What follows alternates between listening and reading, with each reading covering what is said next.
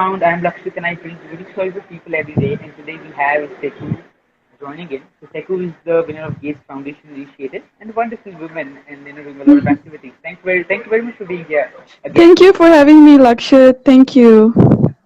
Yeah, so coming back to speak about you, if you can speak about yourself and what you do. What? Okay, what I do? Yeah. I'll start. Okay, so I graduated last year from bachelor's. Uh-huh. So I did a little bit of media, a little bit of psychology. Yeah, so it's a triple major thing. And after that, I was interning in Bangalore with a publishing house where I was Okay. working as a design assistant.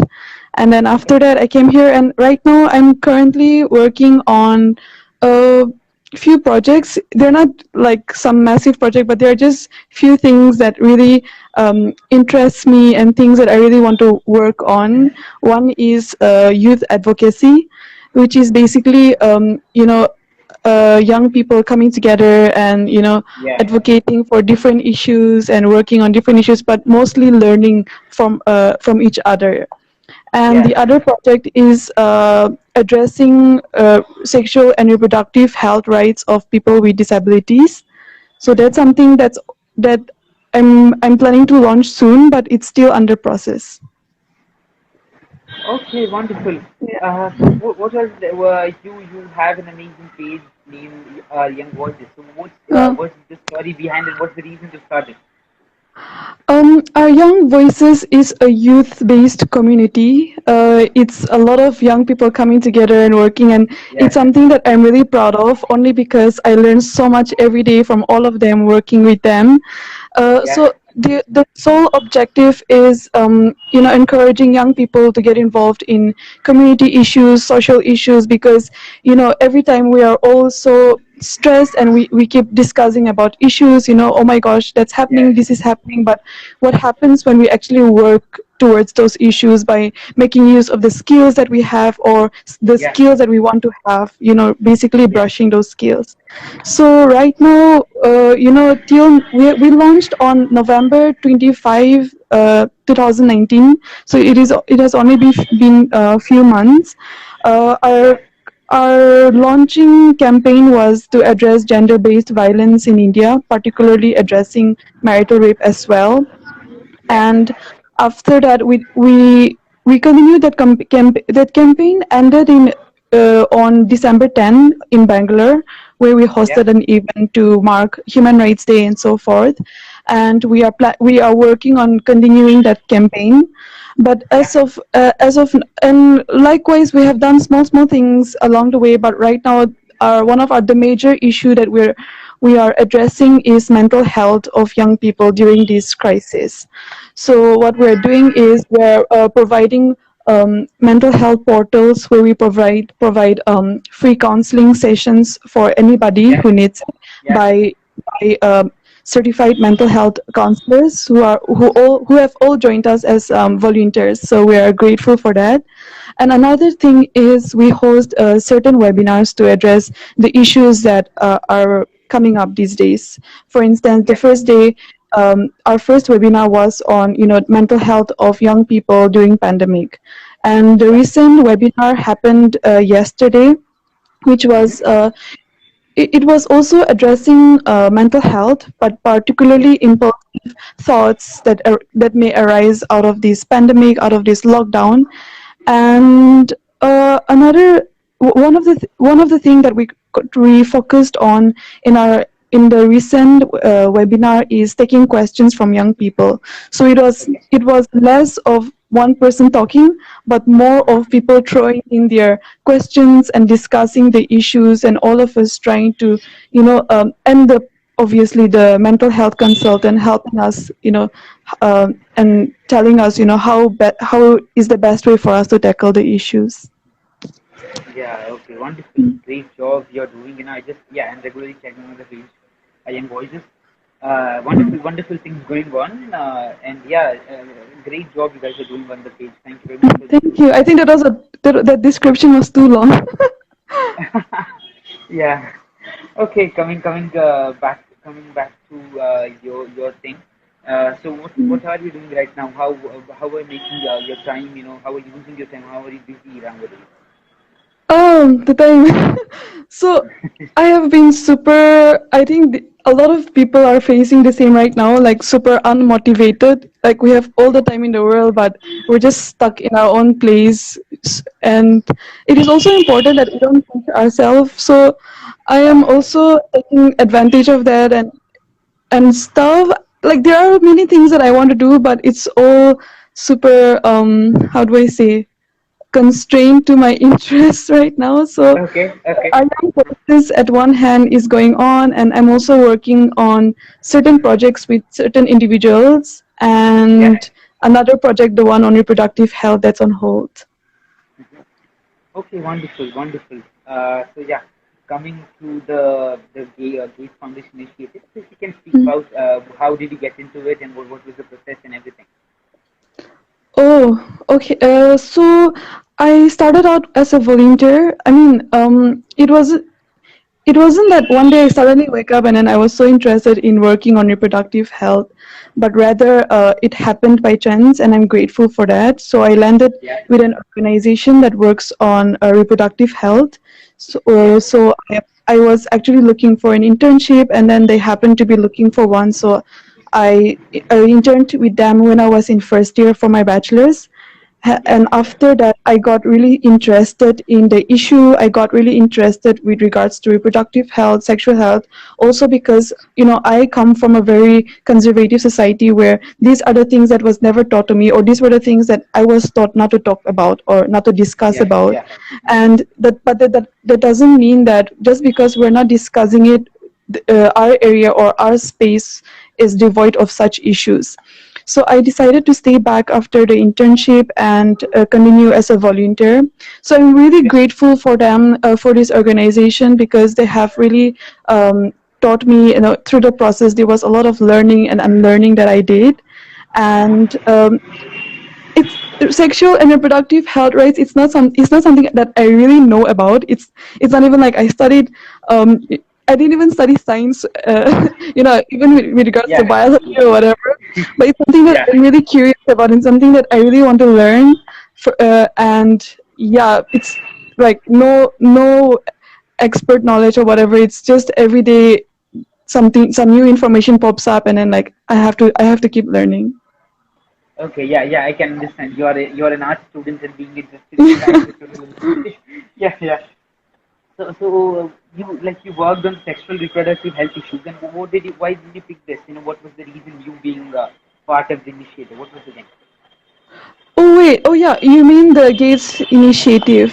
Yeah. Yeah, So, what the thing with Gates Initiative is, you are supposed to get nominated to be part to even participate. So, yeah, the previous year I was grateful to be able to participate in this conference on family planning that happened in yeah. Africa. So that really opened doors for me. And I was introduced to this initiative, that Gates Initiative. It's basically called 120 under 40. So Okay, I was introduced to this cohort, and then they were talking about how, it's the last year to join. If anybody is interested, look for people who will be interested to nominate you or nominate each other. And so I was lucky to be when I was approached by one of my senior who works in reproductive health. He's from Pakistan. So okay, I really regard him as someone who is a pioneer in the field. So he had contacted me, and he was like, Seku, this is happening, and I'm also part of it. Would you like me to nominate you and stuff? So I was taken aback, like, I'm just a volunteer. I don't even know much about this issue. I'll have to think about it. But then he's someone that, like I told you, I really regard and I really respect. So I had to take his advice, and I was like, okay, if you think it fits. And then so he nominated me. After the nomination was cleared, and then I was selected to go to the next round. After that, I had to submit proposals, projects. So yeah, basically, the proposals had to get selected to win this award. yeah. And so the proposal that I submitted is something that I was working on from Yeah. college. When I was in, it was my final year submission for my media paper. So that is something that I submitted for that. And yeah, after that, it was selected, and it came out, and it really was a shock. And I still don't think that I'm really ready to take up such a project, but I'm trying, and I hope it, I learn from the mistakes. Okay, wonderful. So what really is it? So you just submitted something and then you got the result that you're selected. And right now, are you still working on the project or is it done? No, the project, I'm it's yet to be launched. I'm working on it right now, but Okay. I'm hoping to get it. I was actually hoping to get it launched by this month, but Okay. because of the lockdown, everything is being delayed. So I'm also kind of stressed about that, because the more I delay, the more I'm feeling like, I'm getting out of the loop, and out of the, I'm even starting to forget, how I even drafted the project and so forth. So I'm kind of stressed for that, but hopefully things work out, and hopefully I kind of improvise with the situation, and hopefully it's launched soon.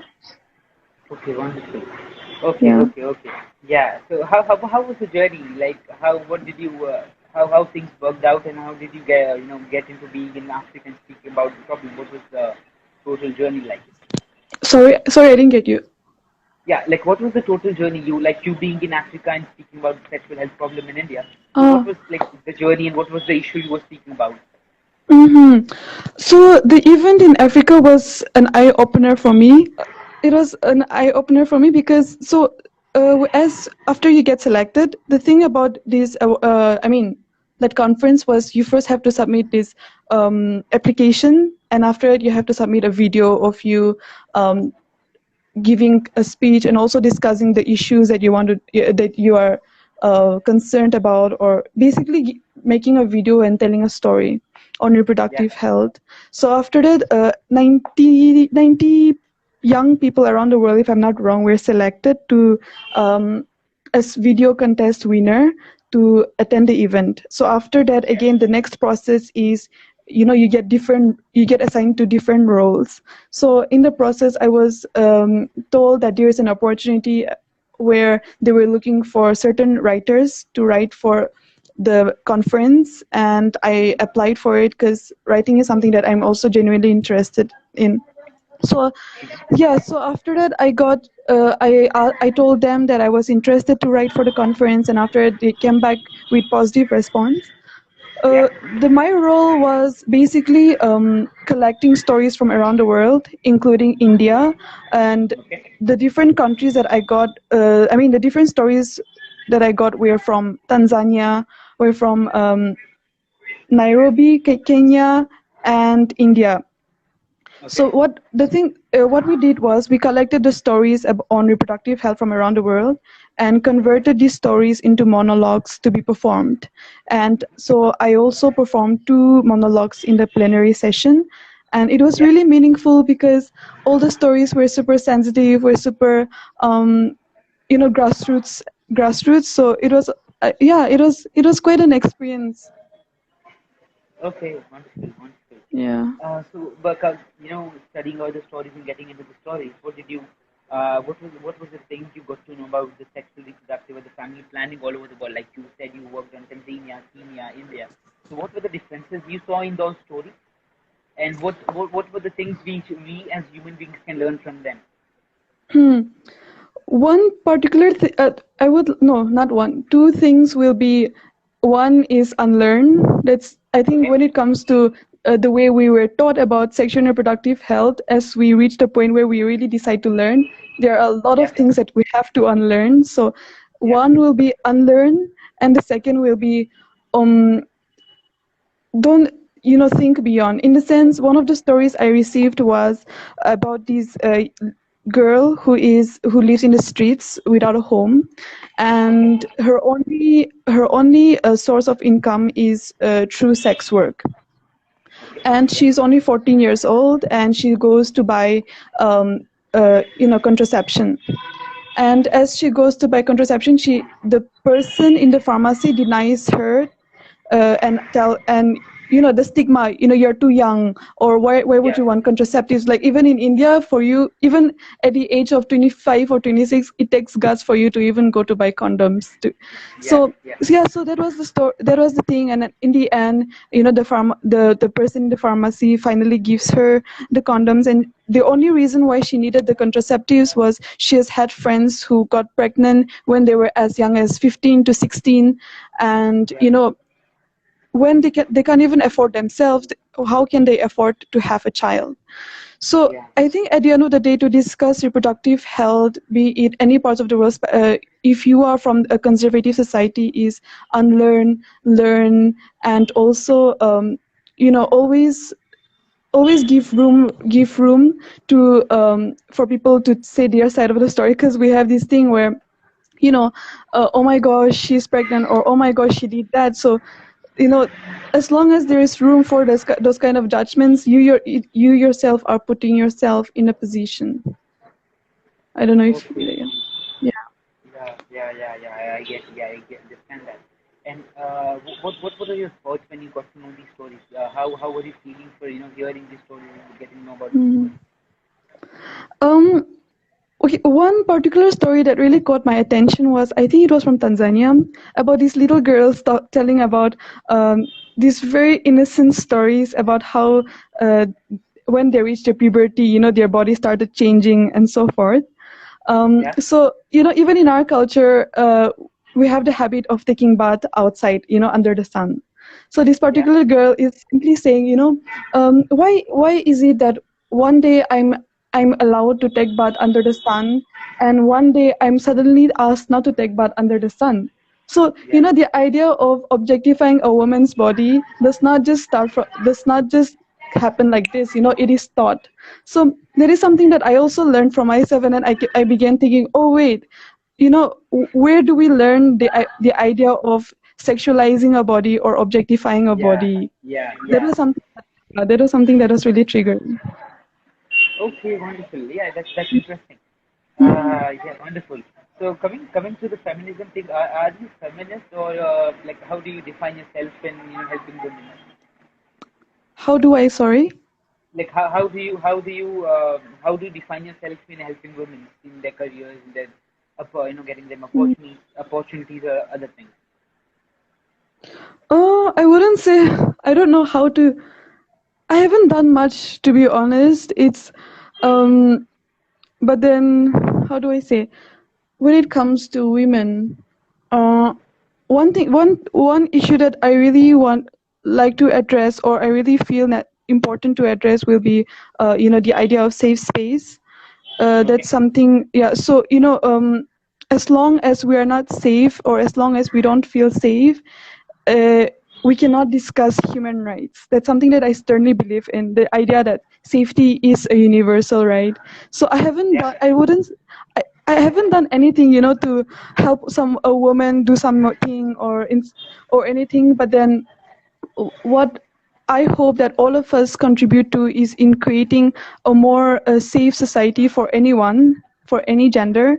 And Yeah. again, yeah, like believing that safety is a universal right. Because as long so so the thing is, as a woman, for example, and this is not just with one gender, any gender at all, you wake up one day and you have to go to the office, and then you come back home alone.